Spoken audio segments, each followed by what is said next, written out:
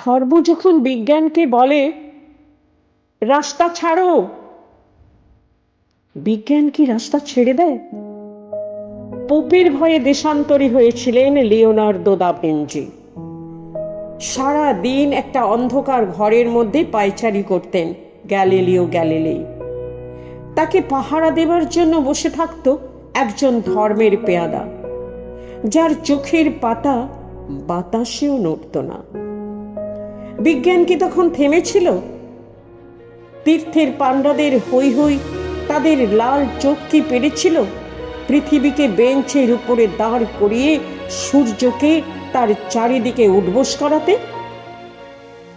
ধর্ম যতদিন দুঃখী মানুষকে বেঁচে থাকার সাহস দেয়, ততদিন রাস্তা দিয়ে কারো সঙ্গে তার ঝগড়া থাকে না।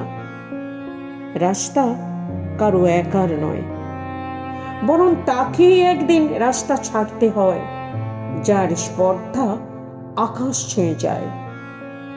বিজ্ঞান যখন প্রেমের গান ভুলে ভাড়াটে জাল্লাদের পোশাক গায়ে চাপায়, আর রাজনীতির বাদশারা পয়সা দিয়ে তার ইজ্জত কিনে নেয়, আর তার গলা থেকেও ধর্মের সাঁড়েদের মতোই কর্কশ আদেশ শোনা যায়, রাস্তা ছাড়ো নইলে। পৃথিবীর কালো সাদা হলুদ মানুষের গান, তাদের স্বপ্ন এক মুহূর্তে সেই চিৎকার শুনে থমকে তাকায়। তারপর যার যেদিকে রাস্তা সেদিকে মুখ করেই তারা সামনে, আরো সামনের দিকে এগিয়ে যায়।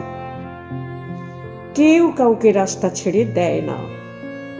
যতদিন এই পৃথিবীতে গান থাকে, গানের মানুষ থাকে, স্বপ্ন থাকে।